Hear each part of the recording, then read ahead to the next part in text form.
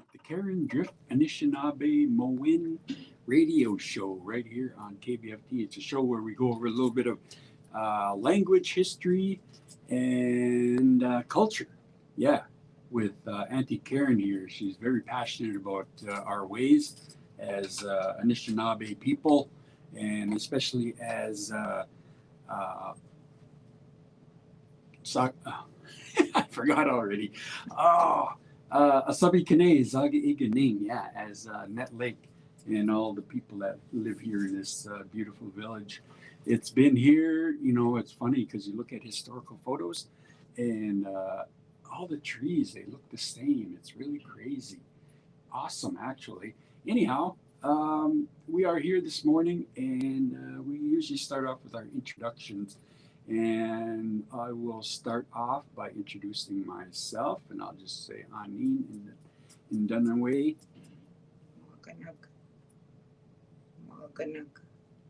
In Dunaway, Maganuk. That sound right? Yeah. Okay. My relatives, I have a hard time remembering things. Actually, I have a hard time switching my brain from one thing to another. I was laughing at myself this morning trying to go over different types of paper online, and I just couldn't function it for some reason. Maybe sleep. Sleep is a good thing too. Well, anyhow, good morning, my relatives, and Mishkobenes Indigenous Cause, and that's what they call me. I am Redbird.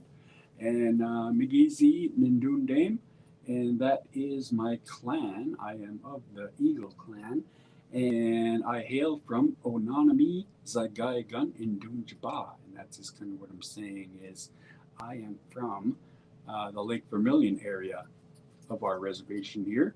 Skoonigan? Skoonigan, yeah, our reservation, or a reservation.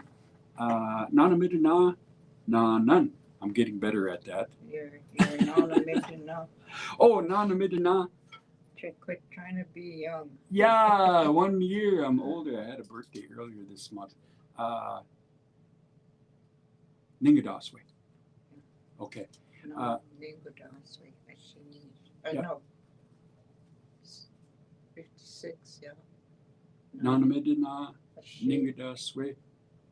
Bibonigis. Okay, yep. That's 56. Wow. Winters. Or 56 Winters, trips. Yeah. Yep, winters. Old. That's how old I am. And let's see. I just want to point out that Bungi at the top, or at the go, Nata Anishinaabemoin. And that I'm just telling you, I'm trying to be humble here. I'm not an expert by no means. I know a little bit of Anishinaabemoin, which is quite a bit, but I always say there's always more to learn. Yeah, you're going to learn. Mm-hmm. If you take it another 2 years, maybe. Yeah. If you listen to somebody that's a fluent speaker, you will get it. Yep, and we're going to work on that. We're going to work on doing some immersion stuff. Hopefully we get together with Jay and Nashkibanes, and we'll plan some things like that where we get a lot of speakers coming up. Anyhow, Nizigos, Gintam. Okay. Mino Gijib, no Komis, Indigenous Cause, Sabikone, Zaagi'igining in Dunjaba. Merisha, Ogi, Abi Oma. Long time I've been living here. Kinago Bimadisian all my life. But I was going to say, Minogajeb, Kinago and Dinaway Malganan, or you could say Dinaway Malganan. Nimin Wandam, Gigi Nuki Oma, Kinago Anishinaabe, Miigwech. I said all that work here and all the Indians that live here, Miigwech. The job isn't out you. You should listen. Yeah, just try to pick up these words. We're going to try to get we do post these online too. So look for our podcasts, and we're working. We got a couple of young gentlemen here helping us out with all this, and we really want to give them a shout out, Carlos Jenkins and Anthony Drift. They're producing this, and if you want to check out their work, go online right now on Facebook, and we're streaming. And we're going to try to get this out there to as many people as we can. Take notes. We are looking also for somebody that can kind of help us out with the content. So every show we need somebody to kind of bring us material, bring us ideas, interact or respond to a lot of the questions, because Aunty Karen gets a lot of that. And what was your phone number again, Auntie? 218-750-7268. And you can, text her or call her if you have a burning question and you need some information right away that concerns, either the history here in Nett Lake, cultural direction, and, just in general, word questions about the language. But always remember, Asema, to bring your Asema, when you see her and you partake of her knowledge. So just want to get all that out of the way. So check us out on Facebook. And thank you guys back there. I like that. We come in and they got half the show ready to go. And we just need somebody to help us out. And if you're out there and you want to kind of put more organization to what we're doing here, we are open to your suggestions. Just give us a comment, see what you want to see, maybe how you want it organized. Just kind of open for ideas, and really appreciate you guys tuning in. Miigwech Bizen De Wiog. Bizen Da Wieg. Yeah. See? I don't like to correct you. No. That's fine. I think that's just part of learning, So I know a lot of people, they kind of feel like, like they're being corrected, but no, I think that we need that. So I kind of want to encourage everybody, like in that instant, where you're attempting to talk, don't be afraid of it, because somebody's there. They'll pick you up. They'll put you back up there on the right path. So that's what it's about. And just want everybody to feel that comfort there of having somebody around, because that's our way, right? Mm-hmm. Mm-hmm. So, what do you got on your mind today? Well, I was gonna give you an example with like phone numbers, like 218. That's our area code. You go Nij, Basic. Ish, how do you say it? Let's see now. Nishwaswi. Nij, Basic, Nishwaswi. That's 218. Nij is 2, Basic is 1, Nishwaswi is 8. And you can use all your numbers for even phone numbers, house numbers, everything. There's money, Junia to Nijwabik, non-Wabik. That's why it's good to know your numbers from 1 to 100 or even to 1,000. But what I was going to talk about today, yesterday I sit a lot at home, which I shouldn't be doing. I should be trying to walk. But yesterday I was thinking blueberry. I was thinking about blueberries and when it was 1958, 59. I was just thinking. I was telling my newsjes. I was saying, you know what I said. 1958, 59. I said was the last time I ever seen an Indian reservation, an Indian campground. I was 7, 8 years old, and we used to go camping out on Wood Duck or Lost River. We used to go out there, pick blueberries around end of June. And I remember there used to be Harry Porter, Jenny, Doug, and Frank Porter. all of them would be out there camping. They'd have a teepee set up and where they'd stay for them. And then there was like them in Russell Strong, Elsie Sam, Dinchke, and Wendy and their old grandma Bay Bombi. They were out there camping.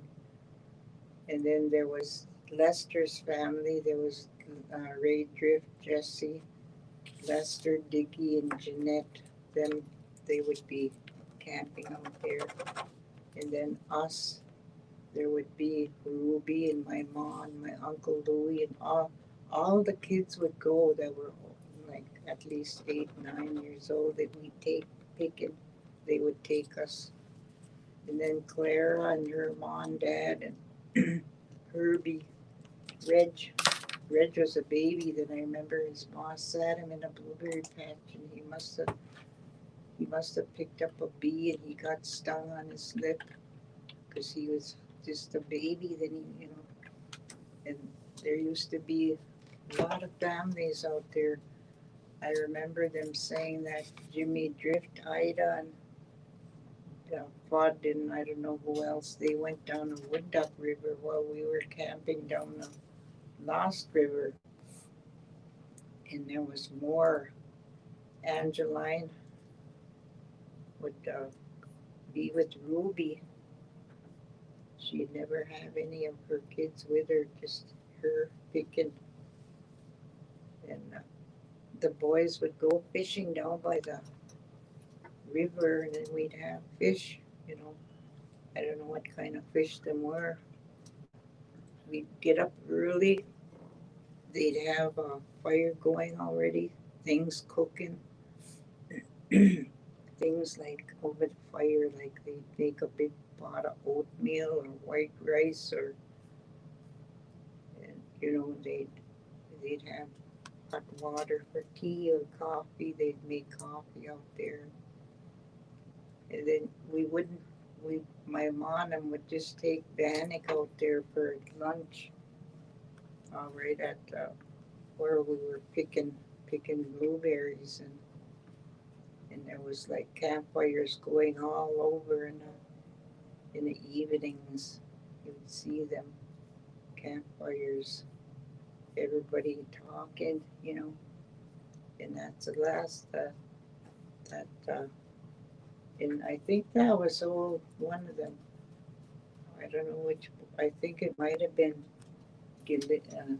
Norman, because Uncle Louie would take Gilig, Norman, and Roger out there picking with. He would take 3 of them, and I think it was Norman because he was a younger one. He said, "Hey, aren't we just like Indians here?" He'd say, because of teepees and have cooking outside and eating outside. And yeah. he said, "You are an Indian." He said, but they. How young?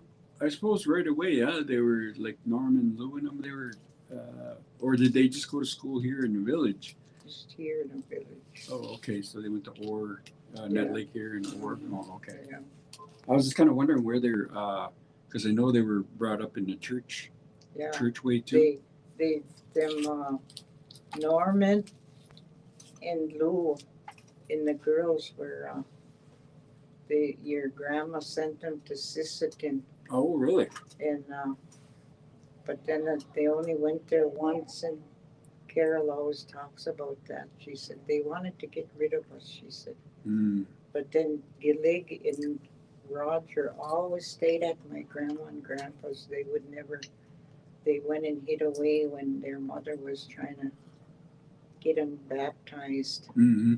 And they ran away, and they wouldn't go back home, so they just stayed upstairs in my grandma and grandpa's house. And Lou always said he was too young. He didn't know anything about that. He had to follow what his mom did, Mm-hmm. But yeah, we'd fill up my grandpa would make wooden crates For the blueberries, they'd be long and skinny like Yeah. that. And they'd be about that big. Mm-hmm. And we'd fill them up with blueberries. Mm. And when they were all full, somebody would come back with the blueberries and go and sell them at Foster's. Oh yeah. And then, And for everybody that's listening, especially if you're younger, Foster's used to be a store right across from the dam. Yeah, on the opposite side, the same side. yeah, right by that river. That's where the Indians' hangout was. Mm-hmm. They'd go and parch rice for the ones that didn't have no parching places. Mm-hmm. So there was like, let's see, Jesse's family, Strongs. There was a lot of Strongs out there. Good Skies, Borders. I know there was another family out there. I can't remember. And Jim Drift and Ida used to come there, but then they would go to a different place in Wood Duck. I see them out there once. And then there was about 7, 8 families, but I can't remember who the mother, just the ones we stayed close to, you know, and pick all day and in the evening. We'd just be glad to get done and go to our camp and just sit around. Or the boys would go hunting. They'd come back with a rabbit one, and my mom made rabbit soup with white rice. That was good. I bet. Wabus mean Wabaski. Wapski Manomen. I mean Waps. Yeah. No, how would you say rice? White rice. Probably just. Wapski Manomen. Yeah, white rice, because Manomen is rice. Yeah. White rice, Wapski Manomen. Yeah, so them were the last days I ever seen of like living in. Then when we come back here, you come back to your old house and you know your everyday thing. You never live that way again until next blueberry picking time. You know, nobody was rich here where they could go buy a tent or set up a tent. I know they had a couple old canvases, great big, and they built like a little waganagon where the boys would stay, and they just throw that canvas over that waganagon, like, and that's where I. No, it was just getting your whatever you needed right where you were. Yeah. Yeah. And I remember Gillig, Justin, Squeak, and Roger, Herbie, Gail, and them. I don't think. Yeah, Kenny used to come with us, not Gail. Just Kenny. He'd come along picking, but his dad was too busy working in somewhere, and his mom was. So Kenny would come with us and be with the boys, with all his cousins. How old was my dad when they lived over in, I think it's Britt? Yeah. He said his dad was over there working. Yeah, in the woods. Oh, okay. I remember that Ruth Ann and Alice and somebody else killed a deer with a hatchet. I don't know how they got it. Mm-hmm. They couldn't shoot or a gun or something. And I suppose in that area. I remember I went over there where they were working as Jippo, camp, cutting or peeling. Yeah. And then that's when they said Ruth Ann and Alice and Emma, 3 of them killed that deer. Mm-hmm. And they had deer meat over there.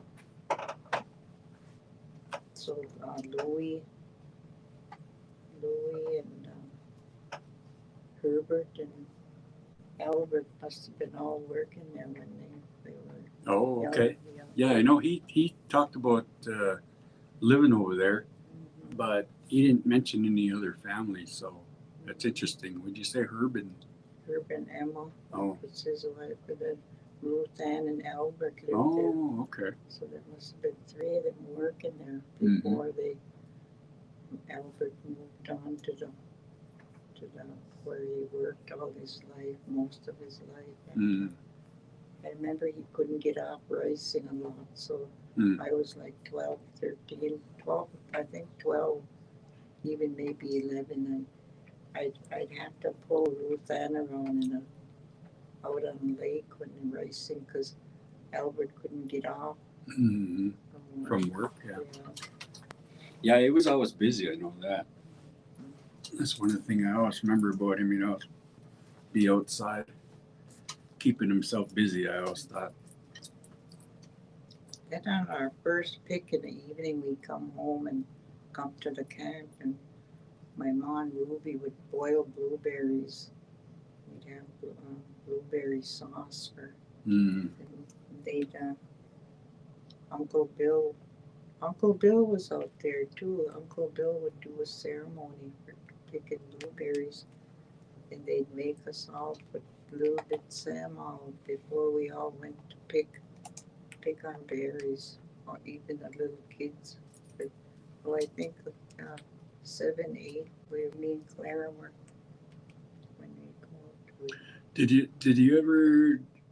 Were there a lot of encounters with bears when you were doing that? Do you remember? No, No? nothing. Okay.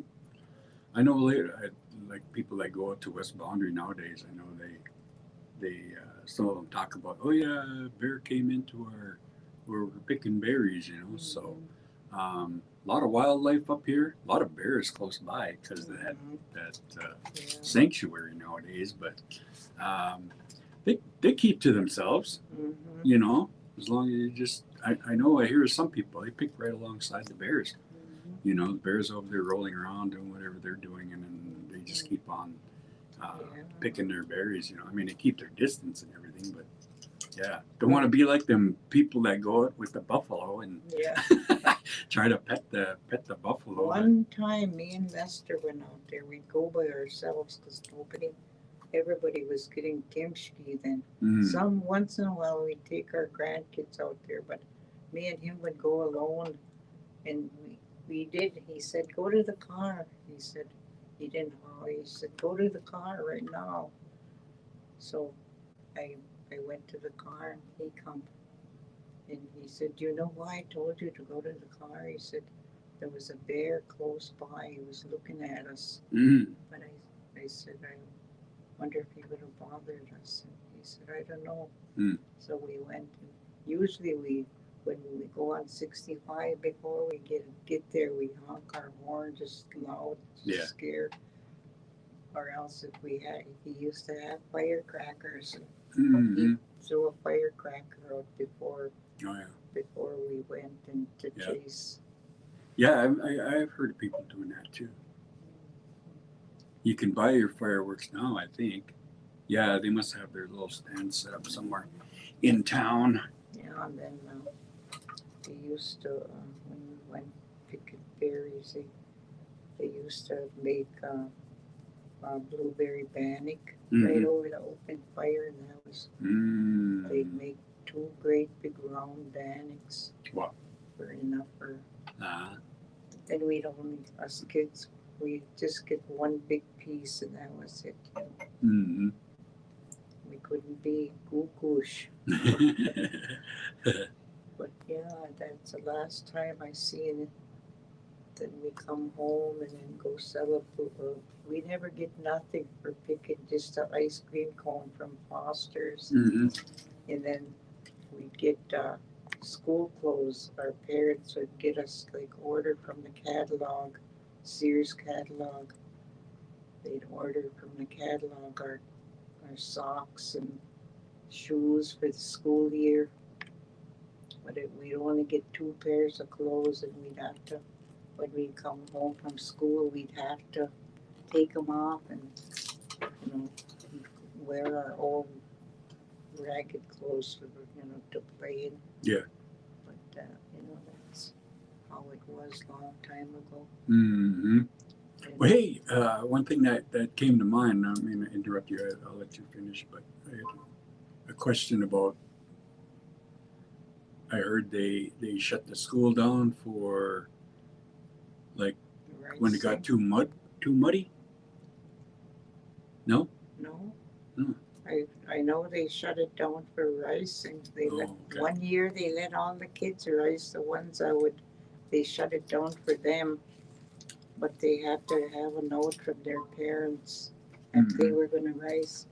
And that's when Son and Pete and Mark started ricing, and Mhm. Carlene. So I had 4 of them home.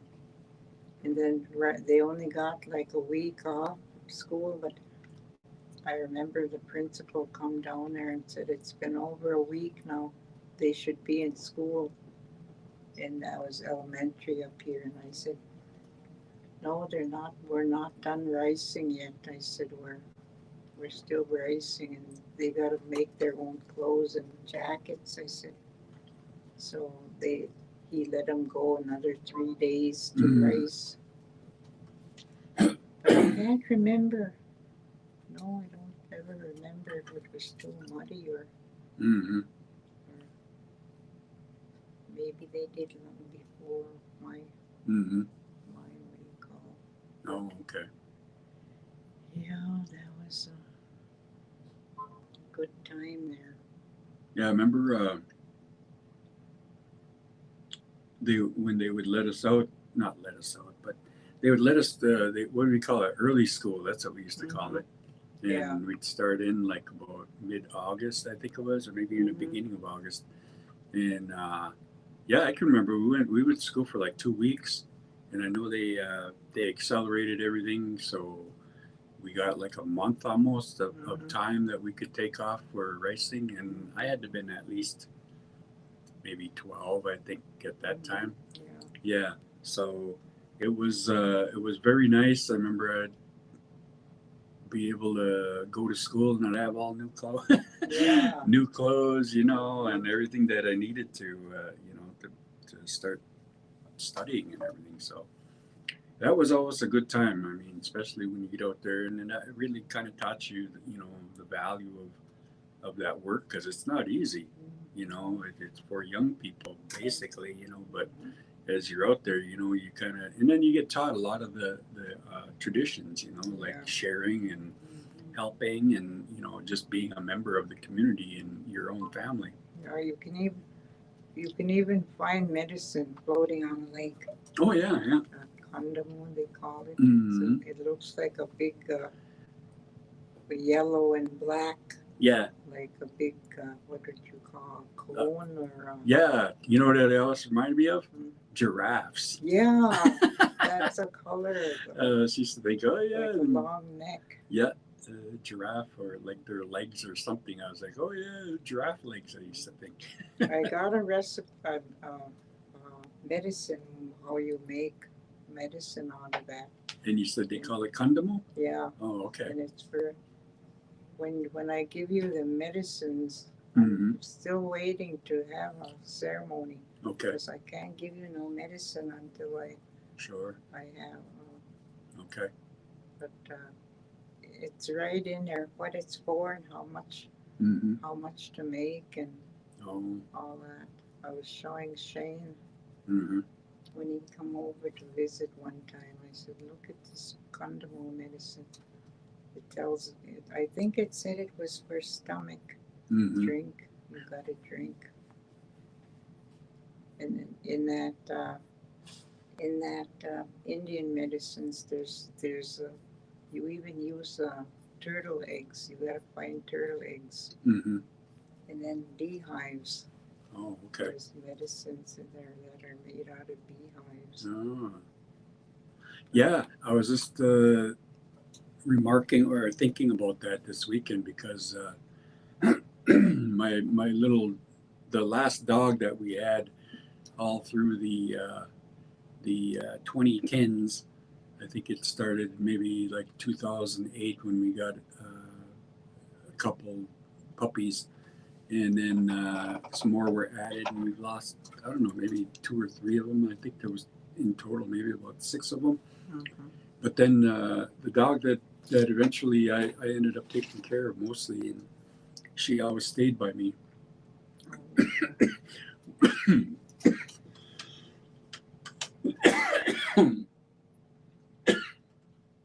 Oops, sorry about that.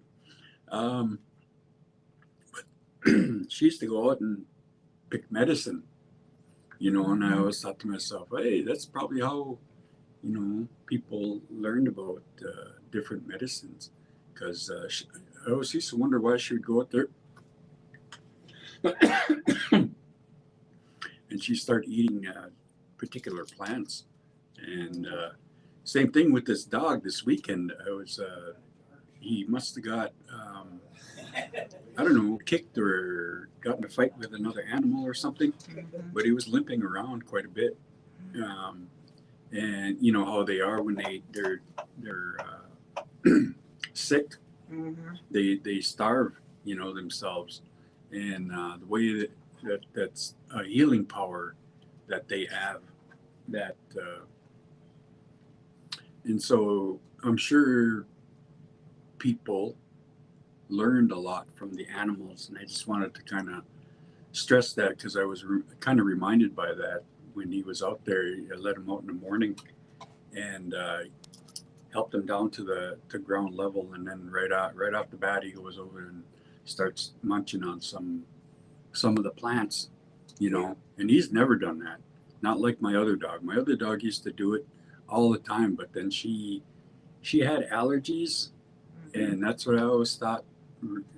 Maybe she was, you know, treating herself with Yeah. different medicines and stuff. So I always thought that was just an observance that I had over the weekend, and I was, you know, that little guy, the one that I don't know, he seems to be on the rebound now. He's better than he was 3 days ago. Mhm. But whatever it was that he went through, yeah. So he just taking the time now. He hasn't eaten anything. He hasn't really didn't drink too much.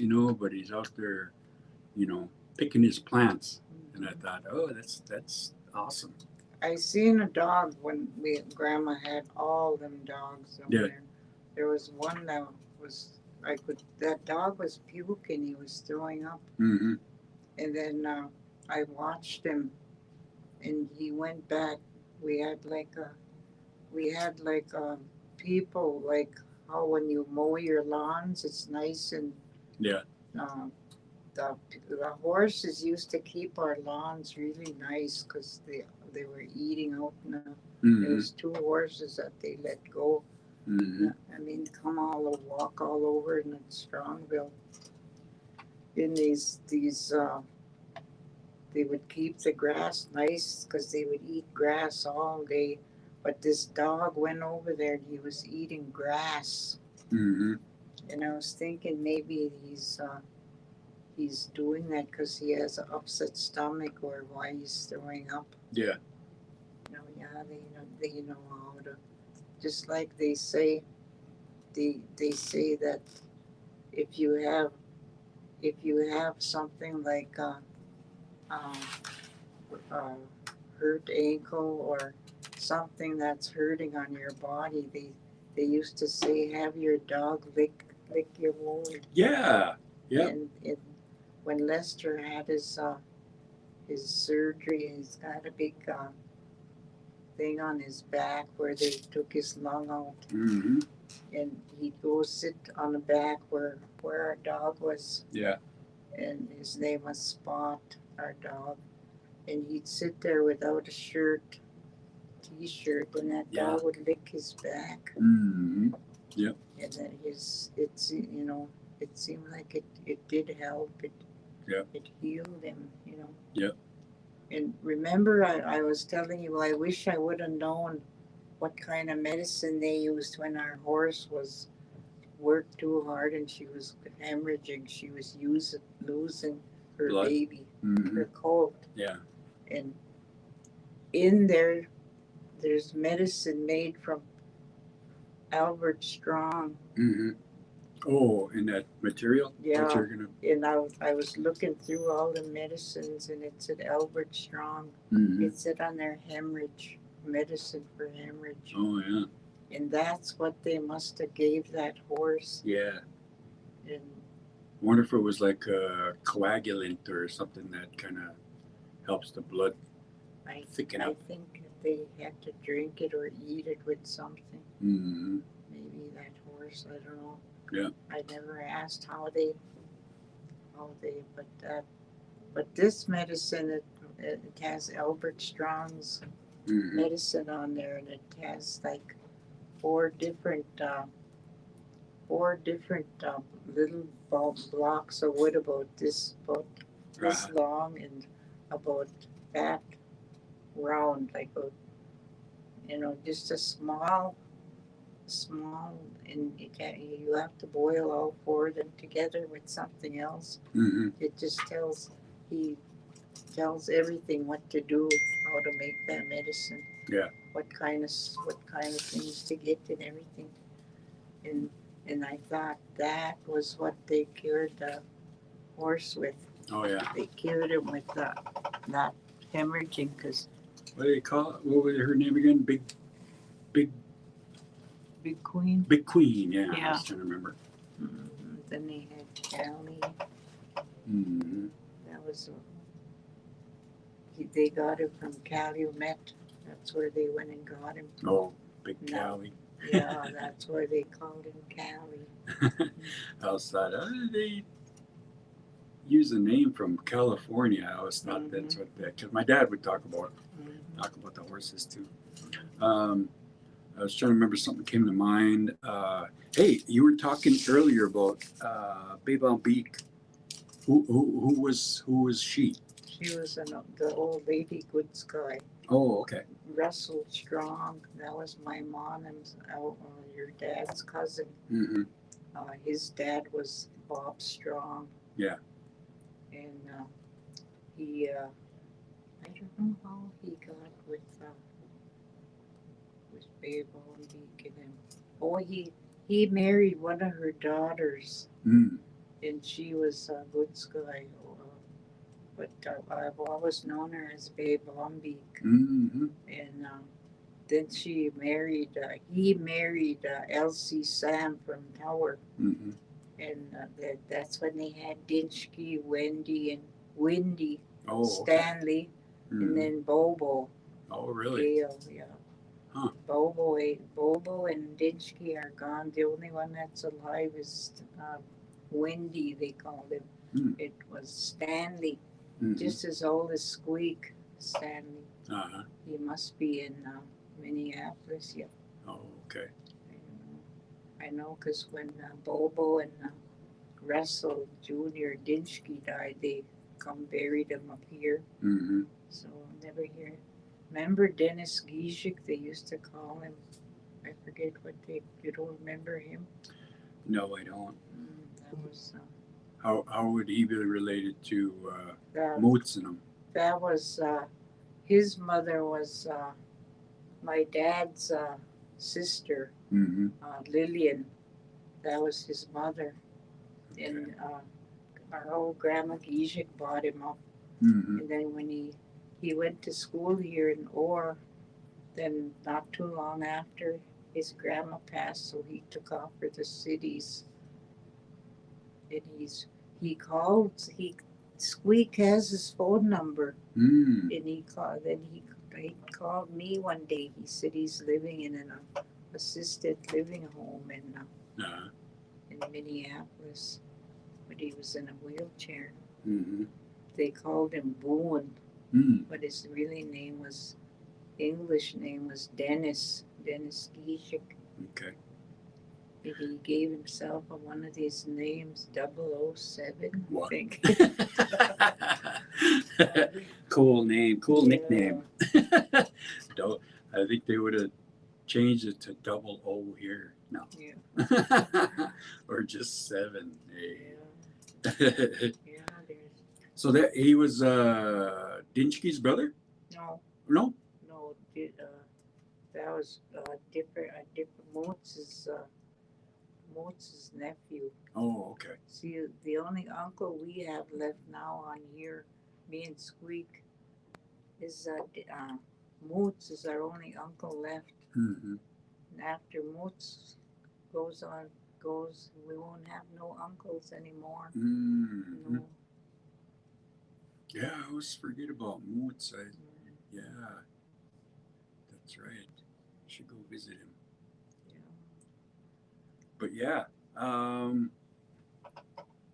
so a lot of that's the kind of stuff I think that a lot of our young people need to know is just some of this family relationships and some of the associate some of the old nicknames to their English names, and I suppose like Jared we should get Jared up here too, Whiteman. He's got a lot of history of Nett Lake itself, and some of the family ties. I know he goes all the way back to he's mentioned some posts about who was who that signed all these treaties back in 1800s, and he can trace it back to today and who's related to those individuals, so he's got a lot of knowledge, and I know he researched all of his dad's side, did pretty comprehensive research on all of that, going all the way up into Canada, and the same thing that he just started, because I asked him when I saw how much material he had about his dad's side, and I asked him, I said, hey, have you done, and this was probably about 5 years ago, maybe more, but I said, what do you know about your strong side, your mom's side? And that's what he said, oh, I'm just starting it. So I'm pretty sure he's right in the middle of everything. Yeah, he's been posting pictures of our grandma and grandpa, and I think it's their youngest, Ruby. Mm-hmm. She's holding a Ruby. Oh, okay. Yeah. Now Ruby was the oldest. Mm-hmm. Then Albert. Yeah. Yeah, there's a lot of these kids got to learn from what was back at the past, Mm-hmm. Like I think I was the last one to see how we went picking, how they set camp up and everything else, how we ate out there, how we slept out there, everybody was asleep by 8 o'clock as soon as it got dark, and then up early 6 o'clock, and 7 we'd eat, and then we'd wait for the berries leaves to, if there was kind of wet or damp, we'd wait till about 10 o'clock till they dry, then we'd all take off with each a pail. Mm-hmm. And go mawizo. That means picking berries, mawizo. Mm. Yeah, then we'd come, they'd say they'd have so many crates of berries, they'd be canning berries for all winter. I remember when all the ladies used to can, Emma, Ruby, my mom, even my grandma. Mm-hmm. All the men, Mary, Uncle Bill's wife, Ruth Ann. Yeah. Yeah, Alice, your grandma. Mm-hmm. They'd all be putting a hand in there, all working together, canning things, even vegetables. Oh, yeah. Yeah, they would work together, all Strongville ladies. Yeah, that's what I was thinking is going to be next, because I'm going to put my potatoes down probably tomorrow or maybe this evening. It's kind of hard to find time to do all this stuff, but as soon as I put my potatoes down, I was imagining how much I'm going to have, because I've got, I'm going to try this in, there's a thing I saw where people are putting their seed potatoes in 5-gallon buckets. Mm-hmm. And then, like when they're all ready, you just pull them right up and they're ready, Mm-hmm.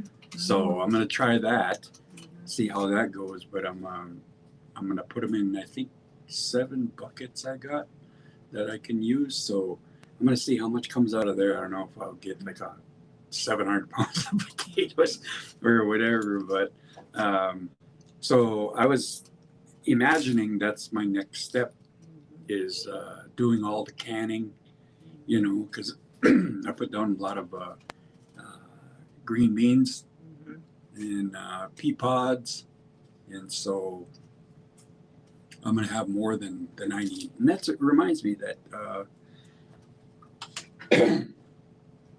Amber Zapata's got that farmers market that's going on. I do believe they had their first one last Friday, and they're gonna have another one and another, not this Friday, but the following Friday, every other Friday. I think that's what she set up for the summer. So if anybody's got any stuff that they wanna sell or share or whatever it is, I know she's invited, you know, music, people that do music, people that do crafts, people that do, so it's just kind of like a little fun market that she wants to get going. And I think that's a real good idea, especially if you know what I was thinking maybe I could come up there with a lot of this stuff that I don't need no more, you know, like I don't know, old clothes or something, you know. But yeah, talk to her about it, give her your ideas. I know she's trying to get this thing going, and it's a great idea. She wants to do it on Fridays. I do believe it's payday Fridays, so great planning there. And then you got an event too, right, coming up? Or did you do it already? No, on the 21st, I think. Uh-huh. Me and Perry are going out on 65. That's every year where we go and pick blueberries. Uh-huh. Me and Lester been going there a long time, and that's where I'm taking. Me and Perry are going to go look for tea berries. Mm-hmm. And they should be, the blueberry stuff should be out by now, and that's why I want to go. I don't want to go too late. I want to go, you know, so we can at least pick tea berries. Yeah. And I said, if anybody wants to come with us, they can, you know. Yep. But I'm gonna bring some tea berry bushes back, and that, you know, to make that mint. It tastes minty. Them little red berries. Yeah, my dad used to pick those up when we plant trees, and yeah, they make your tea really good. Yeah, good flavor. But there's a time too. They don't last. Just like anything else, like raspberry seasoning, or go strawberries. And these tea berries too, when they first start out, they're really nice and flavorful. But as the season rolls down, they hardly lose their flavor. So we used to get them paper bags, and brown paper bags. Yeah. And we'd have a big pile of them, and that's where we keep our medicine, and we put it in the freezer. Oh yeah. Same thing with that gogie bug that we find at the landing road. We put them in bags, and we keep them all winter in a paper bag, and just label what it was, and then we'd make that through the winter. But we could never get lake water, and they say that's the best thing to use because it's a powerful lake out there. Yeah. And you can keep your medicine in a freezer. And in our Anishinaabemoin, the word for medicine is mashkiki, right? Mashkiki. And so basically, if you break that down, it's a key is the earth, and like literally the earth. A key. Yeah, like everything that's on it. And the mashki part is the strength or the powerfulness of it. So it's powerful earth. Yeah. So that's how we indicate medicine. So think about that for a little while, you know, because that's where Aki's power is. Just like they have the Mishkaus and Mishkausen, you know, that's strong. Yeah. Mishkausen, Mishkiki, Mish, strong. Yeah. Strong. So if you break that down in the strong earth or strong Mishkiki. And then the lake itself, I remember growing up and everybody would, we would have little accidents. I remember, of course, I used to play with Mark and Pete all the time, but get some crazy ideas, you know. And I remember I made a big ramp in the back of my grandma's house up there in the middle of the village where Louis lives now. Put a big ramp up there, and I thought I could do it because we were into like doing jumps and stuff at the time, and we would, you know, wherever there was a little bump in the road, we'd hit that bump and try to do a big jump. And of course, we had to make it crazier. And the one that I did, it was really crazy. It was big. And so I went up and I came back down. I did good going up, but the problem was coming back down. And so when I hit, my foot fell off the pedal, and all of a sudden I hit the ground really hard, kind of like the old cartoon. You know, when Wile E. Coyote hits the ground off of falling off the canyon wall, that made that kind of sound like that. And then, yeah, I got all skun up, and I had these deep cuts in my legs. And I remember I went down to the lake. We used to swim down there all the time. Remember Pete got hurt down there too. Yeah, he still has that scar. Yep. And so we'd always be down there almost every single day, and we'd be down there swimming like, I don't know, 9, 10 o'clock in the morning all the way till 2, 3 in the afternoon, you know. And that lake really has a medicine in it, you know, to heal. And so just want to remind everybody, you know, that of that how powerful that lake is, because I would go down there, swim, and I'm older now and I haven't swam down there in a long time, but I have these sores from gardening, right? I mean, imagine that. But I could probably go down there if I swam in there like on the regular, like I used to when I was a kid. These scars would be gone. These open sores. Yeah. Or if you wash your hands in cedar every morning. Oh, there you go. That would work too. But I remember particularly that, you know, swimming down there. I mean, any little scar that you had, you'd swim in there for, I don't know. I mean, I don't think you had to be like us and be there 6 hours, 4 hours a day.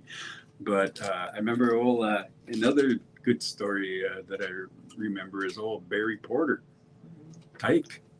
Tyke was probably the number one swimmer down there. I mean, he was down there all the time, more than us, you know. And I'd always go down there, and you could always count on Tyke being down there by the lake. But yeah, that's kind of a memory from our childhood, or at least mine anyway. And I'm trying to remember. I think he had a birthday right around now too, in June. I think that because I think we were the same age. Yeah, we were the same age, and we graduated together. So, yeah, missed that guy. But yeah, let me see here. I'm just trying to figure out where we're going. Maybe we should take a break. It's about 4 minutes, 3 minutes to the top of the hour, and I can probably get you guys some weather, and Auntie can take her break, and then we'll come back, and Auntie will go on with our second hour. You're listening to KBFT 89.9 FM right here on your FM dial, and we are bringing to you the Karen Drift Anishinaabemoin language radio show. And it's a show that we talk about the language itself, Anishinaabemoin, and then we talk some history and also some culture. Yeah, so there's a lot of culture that's involved here, like we're talking about medicines today. It's just kind of it's that time of season, right? I mean, everything's in bloom right now, and we're hoping you're staying nice and cool on this beautiful day. And I'm gonna get some weather for you here. If I can pull up my browser. Let's see.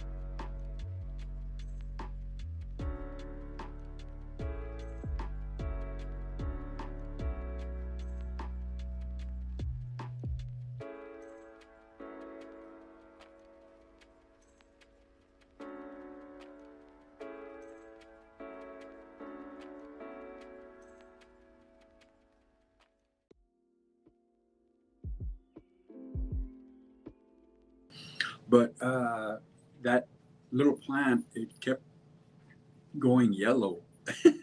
And I thought, oh, is he watering it? And so I kind of took care of it.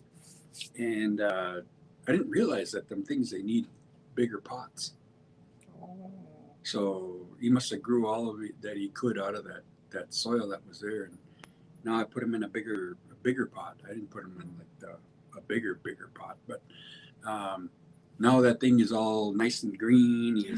He's starting to grow, and yeah. So I got a bean plant from zaagi'igining from Boys and Girls Club when I went and did a story for them, and they gave me a plant of green bean. And them green beans were growing. I was watering it, and I was gonna, and that's the way one was. Then I put that's what I did, and I put it on the back of my porch where it's and then that bean, there was like a big bean plant growing. It was going bigger, and yeah. But I made sure I watered it every day because the kids all wrote their name on the base. Oh yeah, yeah. I see they put their garden in last week, I think it was too. So yeah, the nights are good to go, and it's crazy because it's the middle of June. I wanted to put my plants outside, middle of May, but that wasn't possible, especially with the cold nights. I know they had probably about 5 or 6 frost warnings during that time, but now's the time, yeah. And with those green beans, I will say that the slugs, the little snails, them little things like to come around and eat your green beans away. So, and they said there's a way to put that. I don't know what it is, some kind of spice or something at the base of them, so kind of tells them you're not welcome. Yeah. Yeah. So there's all kinds of stuff, and I noticed that like a lot of the home type stuff, you don't have to buy all that chemicals and they sell that Menards, or I mean, nothing against Menards. But yeah, you can do a lot of the stuff, if you research, and you'll find ways to, control pests, all that kind of stuff too, because some of them have some pretty ingenious ideas, things that you never would think of. Just like, I mean, it didn't occur to me that little plant needed a bigger pot, Wow. And I didn't even know about green beans until I talked with Mark Sambola, the guy at Head Start, and he told me about green beans. So I stopped and asked him, and then so now I know a little bit about green beans, but still I that's where I grew up, on a place where they did a lot of planting strawberries and all that stuff. But yeah, I just, now that I'm getting older, which I can't do is plant, and I wish I would have, but now it's too late. So that's why I want to get out to the blueberry field. I think I don't even know is it tomorrow? Or yeah, it is tomorrow that you're going to get up there. At 1 o'clock. Mm-hmm. Okay, so Perry will come pick me up at 1 o'clock, and if anybody wants to follow us, they can. If not, But if anybody wants to come out there with us, and I'll go show them where. Maybe they're probably starting to get ripe. My grandma used to call them ones that weren't ripe, zaagi'igining. Zaagi'igining. Yeah. Leftovers or something like that? Almost like that, but the ones that they're not ready. Okay. They're like, there's a little bit blue on this white part, and there's little almost ripe. So okay. that's what she called them. Mawiso is blueberry picking, Mawiso. I want to come over. When's a good time to check on the choke cherries that are behind your house there? Because I'd like to go back there. They're all green yet. Oh, they're all green yet? Yeah, anytime. Probably like mid-July, I probably think, huh? Yeah, they're usually Yeah, around July they're usually nice and black and Yeah. So I'll have to make it a point to stop over there. And we are still, well, be hard to get you back there, but that Me and- Strongville thing too. yeah, we got a lot to do. Mm-hmm. I know there'll be June berries out when we go to the Tomorrow. yeah, when we Mhm. go to, because in June that's why they call them June berries. Mm. And all of them are tasty little berries, June berries. Is there any particular word that they use for? I just noticed this the other night. And I don't try to go out. Actually, it's kind of funny. I'm not out that often past dark anymore. It's just my age. But I saw some lightning bugs. Oh. What is there a particular word for that? Yeah, there is.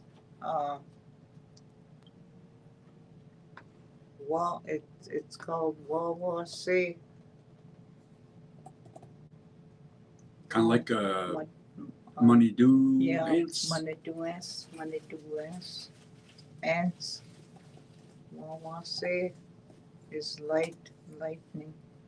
Or wawase magut. Yeah, money do's. Manidoos. That's what they call all them little bitty insects that take care of the lake. They call them a lot of. If you don't want to name one certain insect, you want to name all of them together. Mm-hmm. You say Bekanisiwad Manidusuk, all different insects. Mm. So it includes all the little bitty bugs. spirits. Yeah. Yep. But there is a lot of names for all bugs like wood ticks and ladybugs and Like how would you say a wood tick? Esiga. Isika. And you would say like a horsefly, Mizizak. Mm-hmm. Mizizak. Then fly Uji. Oh, Uji. Yeah, Uji. Oh yeah, you told me that's how. Yeah. What are they called? John Thompson's old boy. Yeah. Little boy. He's in prison, I think. He's locked up. Oh yeah. His name was Oji. Yep. And then Amu. Is a bee. Amu. Then there's one for dragonfly. I can't. It's Let me see if I can find it on the dictionary. And just to let all of our listeners know out there, especially if you're new to Anishinaabemoin language, the language of the people that resided here before contact. Let me see. What was that? I was looking. See how I am. dragonfly. Dragonfly. Yeah. I'm just looking it up on this dictionary. It's a big long word. Let's see, like a deer fly. Yeah, they have deer flies. Yeah, you said that one, right? Mm-hmm. Yep. And then let's see here. Like spiders, subkeshi. Mm-hmm.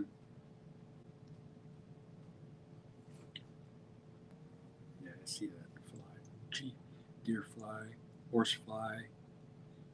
Bingush is a sandfly. Bingush. Oh yeah, you can see.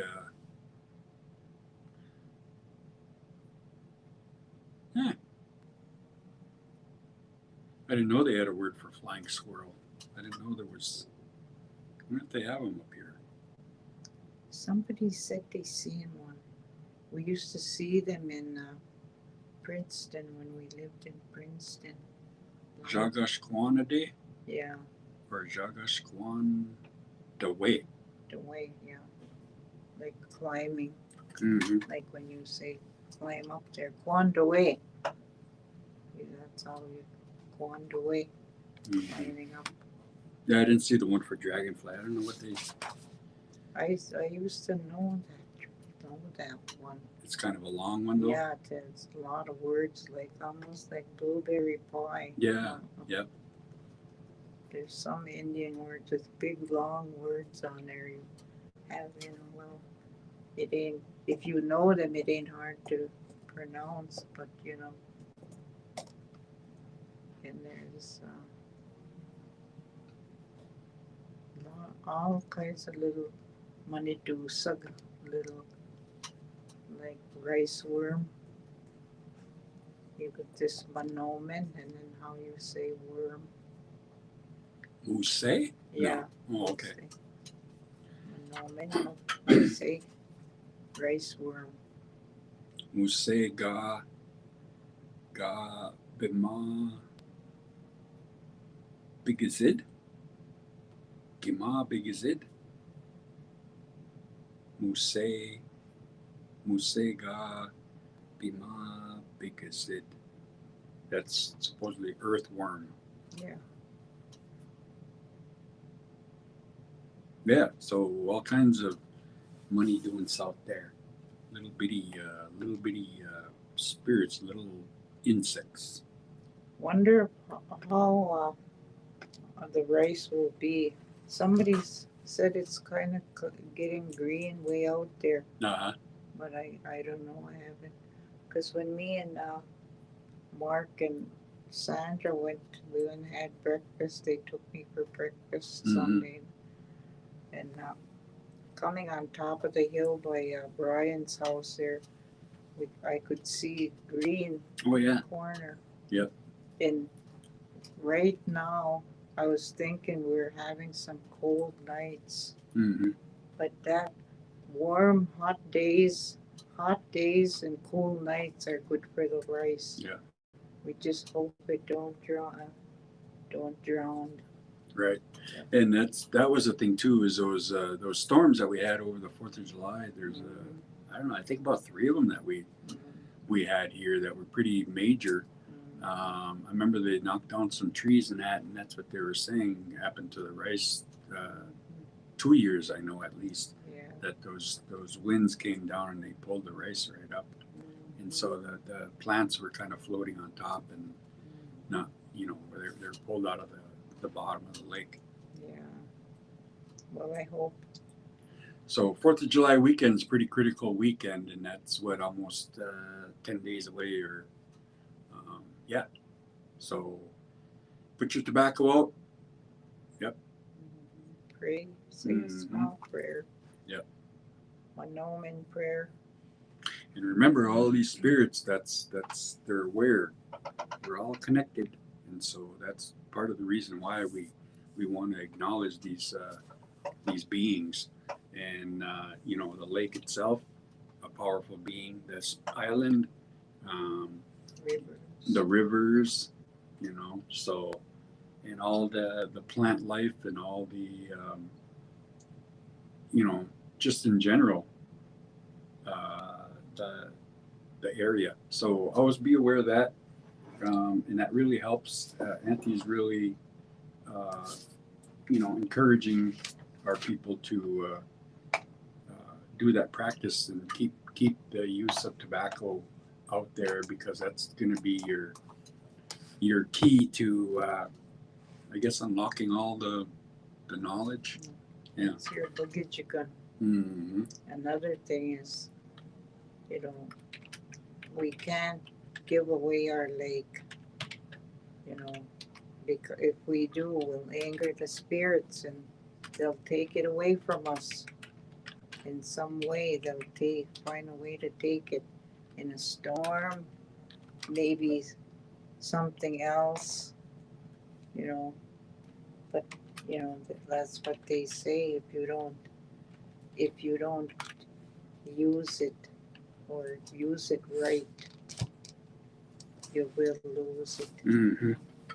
Same way with medicine.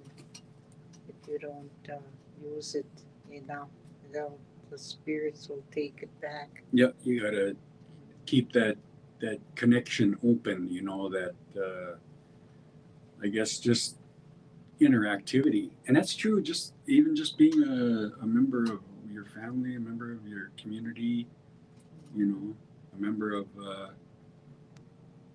being Anishinaabe. Mm-hmm. And what you were taught. Yep. And that's the way I believe, and I hope everybody respects the lake and the land, and I know long time ago, Jesse and Ruth Ann, they were gonna put that big machine on the lake, and the elders went down there and had it stopped. They were the elders, and there was like 8 ladies that went down there, and they met with the council and said they don't want that big machine on the water Mm-hmm. picking all the rest of the rice and stuff. Yeah. So they listened to them. And you're talking about those airboats where they go out there and actually harvest the rice Yeah. and bring in rice mechanically. Yeah. And that isn't the way the old people, the elders way back then, you know. Shunachige. What Shunachige means, raising hell. Mm-hmm. Shunachige. Well, I see they completed that dam Mm-hmm. where they repaired that, Yeah. and so they probably able to keep an eye on the water levels a little more, Yeah. because I know that's one of the factors. I mean, there's probably, like you said, the temperature, the amount of sunlight, the amount of it's just got to be like a perfect thing. That's why they call it wild rice. It's not.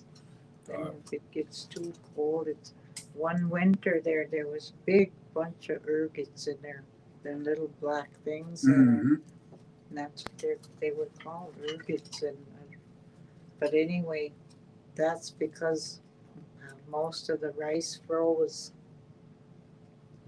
It got too cold and a lot of it froze. Oh, okay, yep. But then we picked a big coffee can full of them out of our rice. Yeah, I remember those years too. We used to tease old Tony Nichols when he came over here, because I mean he was adopted out, right? Mm-hmm. So he didn't grow up around his people or our ways and stuff. So when he came up here, it was a real good experience for him. That he was able to learn, how and what we do. But we always had fun with him. We'd kind of tease him about certain things. Maybe we'd tell him a little fib here and there or whatever, just to mess with him. And as Indian people, that's how we show our love. And so anyway, he noticed the ergots while we were parching, and he was saying, "Oh, what are these? These are different," And so my dad said, "Those are birth control. Those are Indian birth control." And he said, "Yeah, go ahead. They work on men." So he was telling him that, and then so then he he was going out telling people that that was birth control. But my dad was just messing with him. There was a whole lot of stuff that we used to. Well, my dad especially, he's like Tony, so tease him all the time. But yeah, so up to this day, we still tease him about that. Hey, here you go. There is a medicine out there that can keep person sterile. Mm-hmm. Yep. And I don't want to mention names, but I know some that have that knowledge and use it. Mm-hmm. They had the knowledge to use it, and they use it on their daughters. Oh, okay, yeah. And my mom, grandma used to tell me a lot of things. So a lot of the medicines that they have today that are pretty popular. I mean, we had that knowledge, huh? Mm-hmm. Way before. Yeah, and there's even love potion. Mm-hmm. The one Squeak wanted. Oh, what? All in good time, Maybe Creator will give that to him. I didn't read through all my medicines, but there might be one in there. I gotta sit down. I just read somebody, like all of the guys I knew, that the old men I knew that made the medicine and put their gave it out. So and that's where I found my Uncle Albert's medicine for hemorrhaging. Yeah. In there, but I got there's even one for chasing the evil away. Mm-hmm. Yeah. And that it, there's just so much medicines out there. Well, I think in the near future, probably over the next maybe 10 or 15 more years, maybe 20, there's going to be a lot of new films that are coming out that are being produced by Native Americans, and that's one of the things that we want to feature here. I'm going to talk to Orlando about doing a Native film series, and then inviting the filmmakers here to the community, and then share their thoughts on the films that they're creating and how they came to be, because a lot of it, like you were talking about, has to do with some new concepts, because I think the creativity as far as what whatever Hollywood or whoever these writers are, they kind of reach the limit. That's why we're seeing Terminator 10 or Rocky 13, because they don't have any ideas no more. So I think what's happening, or they're going to invest a little bit more, maybe not the Hollywood types, but these other people that see this vacuum that's happening as far as concepts. And I think that's one of the things that is going to come about, are a lot of these legends and stories and medicinal knowledge. And Shane, he wrote his book, and it's all based on the teaching that he has. It's not really well, it's based on it, let's just put it that way. So you got to kind of figure out what's made up and what's actual knowledge, but I think some of these filmmakers are going to do the same thing. And the one thing that I kind of see happening is that these well, like you just talked about the medicine for hemorrhaging, and but the other one for birth control.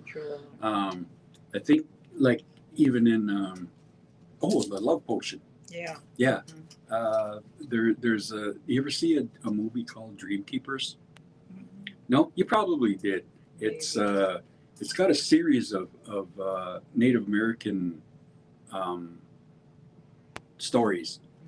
Like there's one from the Iroquois, there's one from the Sioux, or a couple of them from the Sioux Nation, and then there's others that are from like up in the Northwest, Salish. But they talk about some of their legends, and but it was a long thing. I don't know if it ran on PBS or what it was, but you can find it. It's called Story Keepers.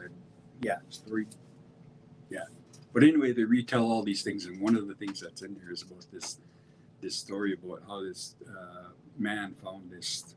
It wasn't love potion. It was I think it was like the heart of a spiritual being that he encountered, and he captured it or whatever it is, and so he could wish. He had wishes, or he had things that he could make happen. And one of the things was he wanted to be loved, or you know what I mean. So the women would all want him, but then he found out, like, even though he thought it was going to be good, it ended up being a life lesson for him as far as love goes. So I'm watching a series now that there's a lot of stuff that remind me, like this. They have graves there. This one girl lost her husband, and she'd go there by his grave. She'd eat like a tomato. She was eating a tomato, and she went to his grave, and she put a slice of tomato by his grave. Mm-hmm.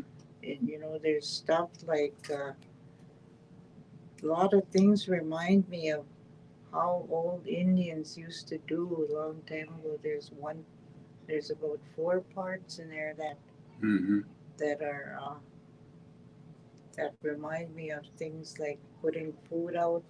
Oh yeah. That girl putting food out. Yeah. And there's I can't remember what all. I've been watching this for weeks now. Mm-hmm. I was gonna write down what all.